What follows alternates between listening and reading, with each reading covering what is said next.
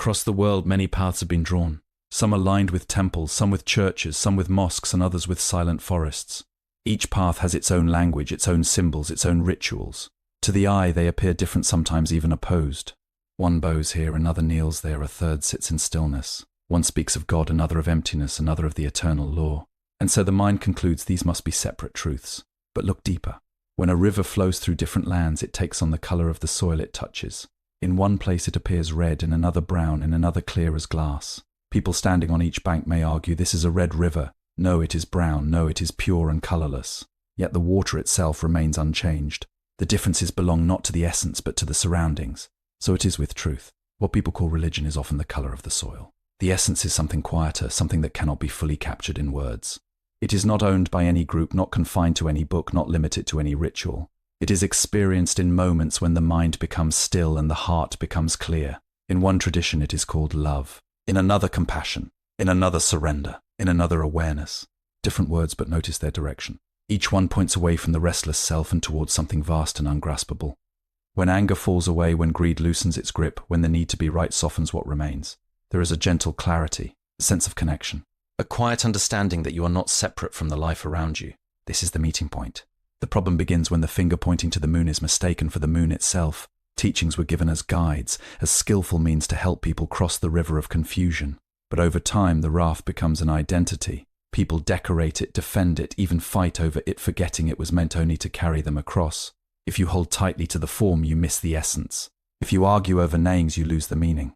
Truth does not become truer because it is spoken in one language instead of another. Imagine three people standing before a fire. One calls it heat, another calls it energy. They begin to argue, each insisting their word is correct. But while they argue, the fire continues to burn, offering warmth to anyone who comes close, regardless of what they call it. The wise do not argue over the name of the fire. They feel its warmth. In the same way, the essence behind all sincere spiritual paths is not in the label, but in the transformation it brings. Does it reduce suffering? Does it open the heart? Does it bring clarity to the mind? If it does, then it is aligned with that deeper truth no matter what form it takes. So instead of asking, which path is right, a more useful question is, what is this path doing within me? Is it making you more rigid or more open, more divided or more connected, more fearful or more peaceful? Truth does not create division. It dissolves it. When you sit quietly and observe your own mind, you begin to see how easily it clings to identity, my belief, my religion, my truth. But these are constructions, not the essence itself. When they are seen clearly, they begin to loosen like knots untangling on their own. And in that loosening, something simple reveals itself. A stillness that does not belong to any tradition. A compassion that does not require a name. A presence that does not depend on belief. This is the hidden unity. It has always been here before doctrines, before divisions, before the need to define it. It is not something to be created, only something to be noticed. The masks may differ, but the face beneath them is the same. If you wish to understand this, do not rush to compare religions. Do not collect more ideas. Instead, turn your attention inward. Watch the movements of your own mind. Notice where conflict arises and gently let it go. In that quiet observation, without forcing, without striving, you may begin to see what cannot be argued about because it is directly known. And once it is seen, even for a moment, the need to divide truth into many disappears. There is only the river, flowing unchanged, silent and whole. Different religions, same essence, all religions appear different on the surface due to language, culture and rituals. But their core truth is the same, like one river flowing through different lands. When people look at the world's religions from a distance, they often see separation. One path appears to belong to one group of people, another to a different culture, another to a different time in history. Each carries its own symbols, sacred places, and ways of worship. Because of this, the mind quickly concludes that they must be teaching different truths, perhaps even conflicting ones. But this conclusion arises from looking only at the surface, much like judging the depth of the ocean by watching its waves. If you pause and look more carefully, a quieter understanding begins to emerge. Beneath the visible differences, there is a shared direction, a movement inward, away from confusion and toward clarity. Every sincere path, in its own language, invites the individual to see beyond selfish desire, to loosen the grip of anger, to release attachment, and to live with a sense of care toward others. These are not separate goals, they are reflections of the same underlying truth expressed in different forms. Consider how water behaves. It can be poured into many vessels, round, square, large or small, and it takes the shape of whatever contains it. To someone focused only on the container, the water may seem different each time, but its nature has not changed. In the same way, truth takes the shape of culture, language and tradition. What people call religion is often the container, shaped by history and human experience. The essence within it, however, remains unchanged. This is why different traditions use different words to point toward the same realization. One may speak of love as the highest state, another of compassion, another of inner stillness, another of surrender to a greater reality. These words are not in competition with each other. They are like fingers pointing in the same direction. The problem arises when the finger is mistaken for the destination. People begin to defend the word instead of exploring what it points to, and in doing so they move further away from direct understanding. If you look beyond the language, you begin to notice a pattern. Each path encourages a turning inward, a softening of the ego, and a recognition that the self we cling to is not as solid as it appears. As this understanding deepens, a natural sense of connection arises not because it is commanded, but because the illusion of separation begins to fade. This connection is not owned by any religion. It does not belong to one group and exclude another. It is simply what remains when the barriers created by the mind are seen clearly and allowed to dissolve. The differences between religions then are not meaningless, but they are not ultimate either. They serve a purpose, offering ways for different people to approach the same truth according to their needs and circumstances. But if one stops at the level of difference, the deeper unity is never seen. It is only by looking beyond forms, beyond names, and beyond inherited identities that the common essence reveals itself. When this is understood not just as an idea, but as a lived experience, the urge to compare, judge, or divide begins to fade. There is less interest in proving one path superior to another, and more interest in understanding the transformation taking place within. And in that quiet shift of attention, the realization grows that what seemed like many truths are, in fact, expressions of one. Words and labels create illusion of separation. Terms like love, compassion, surrender, or awareness may differ, but they all point toward the same inner transformation beyond the ego. The words we use to describe the spiritual journey are powerful, but they are also limited. They point toward something beyond themselves, yet the mind often mistakes the pointer for the thing being pointed at. When people study different religions, they see words such as love, compassion, surrender, awareness, or enlightenment. Each tradition may use its own vocabulary, yet the underlying intention is the same: to guide human beings toward clarity, freedom, and peace. These differences in expression, however, can create a false impression that the truths themselves are separate, when in reality the essence they describe is universal. Language shapes perception. When one hears the word God, another hears emptiness, and another hears the way. Each listener may react differently, carrying their own assumptions, hopes, and fears. Some may defend their interpretation as the only correct one while dismissing the rest. But these words are not the ultimate reality. They are tools meant to direct attention. Just as a finger pointing to the moon is not the moon itself, a word pointing to truth is not truth itself. If the finger is grasped too tightly, the actual experience remains unseen. The danger lies not in the differences of words, but in the attachment to them as fixed objects, as if understanding depends on the label rather than the insight it conveys. When the mind clings to words, it separates instead of unites. One tradition may describe love as selfless giving, another as compassionate understanding, another as a surrender to the flow of life. To the analytical mind, these definitions appear distinct, even contradictory. Yet when looked at closely, they are all directions toward the same transformation: a softening of the ego, a release of judgment, and the opening of the heart. The words are mirrors reflecting a shared reality. Their variations are a response to cultural context, historical circumstances, and human language, not a sign that the underlying truth has multiple origins. Attachment to words creates conflict because humans mistake conceptual understanding for direct experience. It is easy to argue about definitions, to insist that one path or one word is superior, yet the essence of the teaching does not reside in verbal debate or intellectual approval. It resides in lived experience, in moments of clarity when the heart opens and the mind ceases its grasping. Compassion, awareness, love, surrender, all these are different expressions, but they converge in their effect: the reduction of suffering and the realization of connection. Their value lies not in their terminology, but in their ability to transform perception. The subtlety of this understanding requires humility. It asks the seeker to recognize that no word can fully capture the depth of reality, that all labels are temporary scaffolding for a deeper insight. It invites the mind to release the need to categorize and compare, and instead to notice the effect that understanding has on life. Words are meaningful only when they point to inner awakening, when they encourage the mind to soften and the heart to expand. They are not enemies, nor are they the ultimate prize. They are bridges leading to a state of knowing that transcends speech. By seeing words in this way, the seeker begins to notice unity behind apparent diversity. The differences in language and description are not barriers, they are adaptations to guide countless minds across the same path. Awareness dawns that the distinctions we cling to are superficial, while the essence is shared and timeless. The labels may change, but the direction remains the same, pointing always toward the quiet truth that exists beyond words. When this recognition takes root, it becomes clear that the path is not divided, the truth is not fragmented, and the essence behind all teachings is a single luminous reality waiting to be experienced. Mistaking teachings for truth, people often cling to rituals, symbols, and identities, forgetting that these were only meant as guides, not the ultimate truth itself. People often forget that teachings, rituals, and symbols are not the ultimate truth, they are tools designed to guide the mind. Over time, however, what was meant to be a means becomes an end.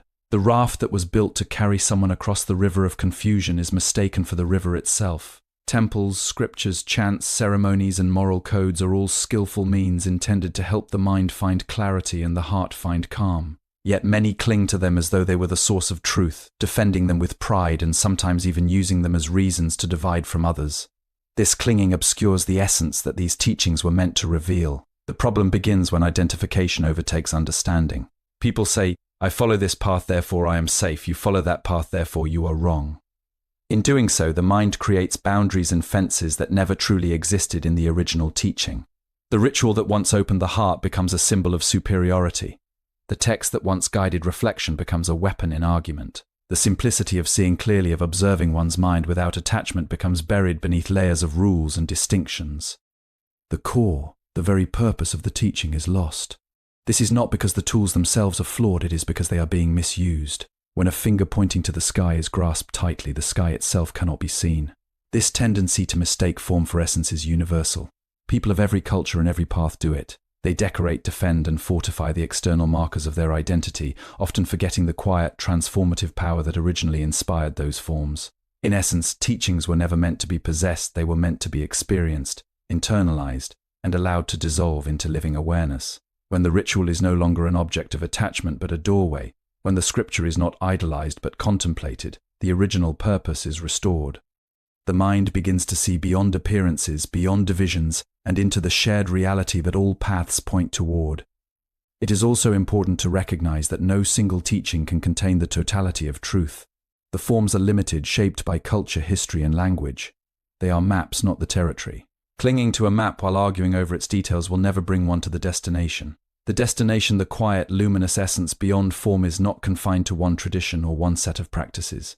It exists wherever the mind opens, wherever suffering is seen clearly, wherever the heart softens. The tools of tradition are skillful aids to reach this place, but they are not the place itself. By seeing clearly, one begins to understand that truth does not belong to a particular ritual, text, or identity. It is not contained in the symbols we hold, the rules we follow, or the labels we wear.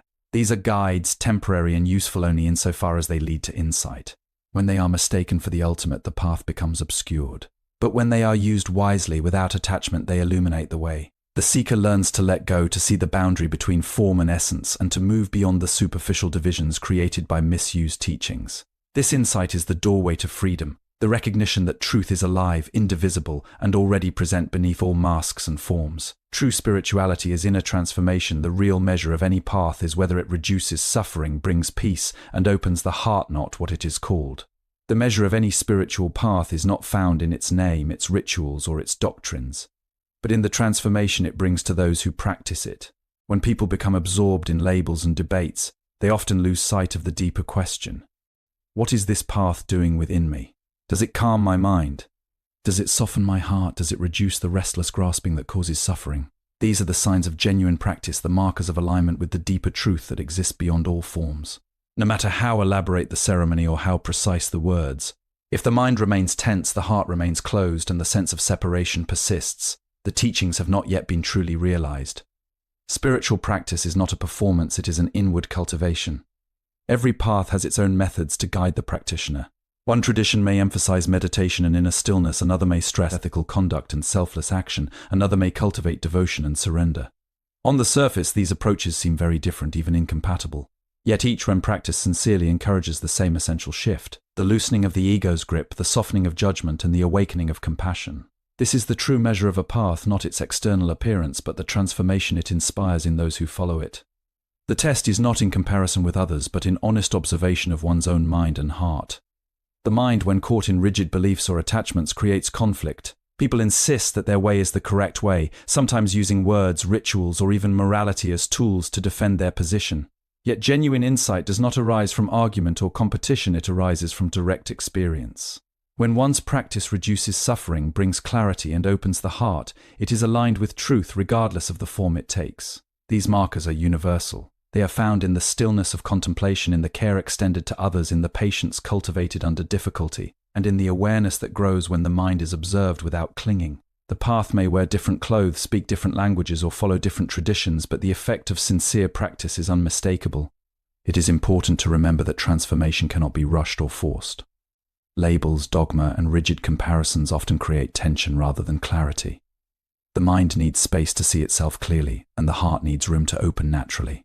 Practices and teachings are guides, but their ultimate purpose is to lead the individual beyond all constructs. When a person begins to notice the subtle changes within, less reactivity, more understanding, a quieter heart, the path is working. These changes are far more meaningful than the external markers of tradition, because they indicate a real alignment with the universal truth that lies beneath all forms. Ultimately, the essence of a spiritual path is its ability to foster awakening within the individual. The words, rituals and traditions are tools, but the proof lies in transformation, in clarity, compassion, and freedom from the inner turmoil that arises from clinging. When the seeker observes these changes honestly, it becomes clear that the names, forms, and labels of different paths are secondary. They are vehicles, not destinations. What matters is the effect of the practice on the mind and heart, and the degree to which it reveals the universal truth that exists beyond division. When this understanding takes root, one begins to see that the spiritual journey is not about proving one path superior to another, but about cultivating awakening wherever it arises. In that recognition, the essence of all teachings becomes visible, and the unity behind diverse forms is revealed. Unity is found within, not through debate, by observing the mind and letting go of rigid identities. One can directly experience the silent, shared truth that exists beyond all divisions. True unity cannot be found in argument, in comparison, or in holding tightly to identity. It arises from direct observation of the mind, from gentle attention turned inward, from the quiet awareness that notices without judgment. The desire to defend, to claim, to separate obscures the shared essence behind all sincere paths. Yet when the mind relaxes its grip on labels, doctrines, and rituals, a remarkable clarity emerges. The divisions that seem so real begin to dissolve, and the underlying unity becomes visible not as a concept, but as an experience. This unity is not taught in books or imposed by authorities, it is discovered within, quietly, in the space where the restless self ceases its grasping. The process begins with noticing. When the mind is observed carefully, one sees how easily it clings to identity, to my belief or my religion. These attachments create separation because the mind becomes invested in proving itself right and others wrong. It measures itself against others, compares rituals, defends symbols, and judges those who walk a different path. In this state, no spiritual teaching can be fully realized because the mind remains entangled in its own constructions. The masks of division, the differences in words, forms, and appearances obscure the essence that lies beneath them. Only by noticing this tendency can it be gently released. As observation deepens, it becomes clear that the heart, when freed from attachment, is naturally expansive. Compassion arises spontaneously, not because it is commanded, but because the artificial boundaries created by rigid identification begin to dissolve. Love, care, and understanding flow freely when the mind stops defending itself. In this way, the unity of all sincere paths is revealed through lived experience. It is not a belief or theory, it is a direct knowing that emerges when the grasping of the self softens and awareness becomes steady. This awareness also reveals that differences between paths are, in many ways, superficial. Rituals, symbols, languages, and doctrines are like masks, each one expressing the same underlying truth in a way suited to a particular culture or individual. The forms may differ, and they may even appear to contradict each other, but the essence remains unchanged. When the seeker looks beyond appearances and practices sincere observation, this hidden unity becomes tangible. The divisions which once seemed absolute are seen as temporary and relative, while the shared foundation, the experience of clarity, compassion, and freedom from suffering shines through. The recognition of this unity does not require rejection of any traditional practice. Rather, it asks for a subtle shift in perspective, the willingness to see beyond the mask, to notice the essence behind the form. By releasing the need to prove oneself right or others wrong, by observing the mind and the heart with gentle attention, we can cultivate a sense of self-worth and self-acceptance. One begins to taste the universal truth that transcends all divisions. This truth is not claimed, it is realized. It exists wherever the mind is still enough to see clearly, wherever the heart opens enough to feel connection, and wherever the self stops insisting on separation. In this simple, quiet recognition, the masks fall away, and the hidden unity behind all paths is revealed, not as an idea but as living reality.